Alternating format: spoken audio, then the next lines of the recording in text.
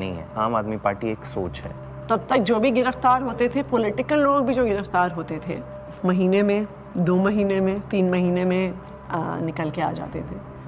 तब हमने ये नहीं सोचा था कि इतना लंबा चलेगा। अब ये जानकारी मिल रही है कि मनीष सिसोदिया को गिरफ्तार कर लिया गया है। इस वक्त की बड़ी सीबीआई बुलाया जाता था, ईडी बुलाया जाता था, उनके घर पे रेड हुई, उनके बैंक के लॉकर पे रेड हुई, दिल्ली सचिवालय में उनके ऑफिस में रेड हुई, उनकी यहाँ तक कि उनके पैतृक गांव में भी सीबीआई और ईडी वाले पहुँच गए थे। देखिए, हमें तो पता था कि आम आदमी पार्टी के किसी भी नेता के पास एक भी पैसा नहीं है, और मेरे ख्याल से आज ही ईडी और सीबीआई को भी पता है। मैं तो खुश था कि दिल्ली में एक ऐसी शराब पॉलिसी बनाई गई है जिसमें एक मॉल में 27 शराब की दुकानें थीं, वो अब कम हो जाएंगी और सरकार को रेवेन्यू बहुत ज़बरदस्त मिलेगा।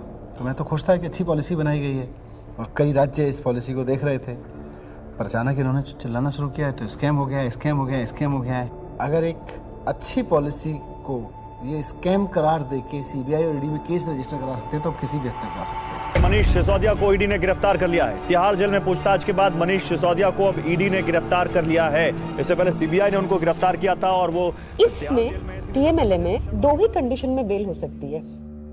पहली कंडीशन, या तो जो सरकार का इन्वेस्टिगेशन एजेंसी है वो कह दे कि केस नहीं। दूसरी कंडीशन बेल हो सकती है जब इन्वेस्टिगेशन एजेंसी द्वारा डाले गए सारे कागज जांच कर लिए जाएं। तो भाजपा की इन्वेस्टिगेशन एजेंसी क्या करती थी?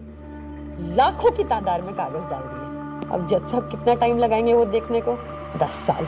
हमने प्रोसीडिंग्स भी पूरी देखी थी सुप्रीम कोर्ट के अंदर, और सुप्रीम कोर्ट ने जो जिस तरह कमेंट्स किए थे उससे ऐसा लग रहा था कि ये केस कुछ है ही नहीं। सुप्रीम कोर्ट ने यहाँ तक कह दिया था कि आपका केस जो है ट्रायल के अंदर 2 मिनट में गिर जाएगा। किस तरह का केस आप बना के लाए हैं? क्योंकि सीबीआई के बाद मनीष सिसोदिया को ईडी ने भी गिरफ्तार कर लिया था, तो दोनों ही के अंदर जमानत उनको चाहिए थी। अब जब जैसे ही 30 अक्टूबर का दिन था, सुप्रीम कोर्ट ने बेल रिजेक्ट कर दी। जेल में पूछताछ के बाद मनीष सिसोदिया को अब ईडी ने गिरफ्तार कर लिया है।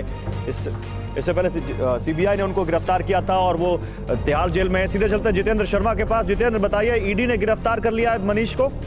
जी बिल्कुल, आप देखिए दूसरे दिन लगातार जो ईडी है वो मनीष सिसोदिया को अरेस्ट करके उनका टारगेट अरविंद केजरीवाल था।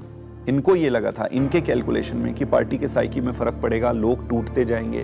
तो इसका मतलब ये है कि डेस्परेशन के मापदंड पे तो भारतीय जनता पार्टी अपने लास्ट थ्रेशोल्ड पे पहुंची, और भारतीय जनता पार्टी की लीडरशिप भी उस थ्रेशोल्ड तक पहुंच गई कि अब और कोई तरीका नहीं है इनको जेल में डालने। बड़ी खबर यह है, आम आदमी पार्टी के सांसद संजय सिंह गिरफ्तार कर लिए गए हैं। आपके सांसद संजय सिंह की हो गई है गिरफ्तारी। ईडी ने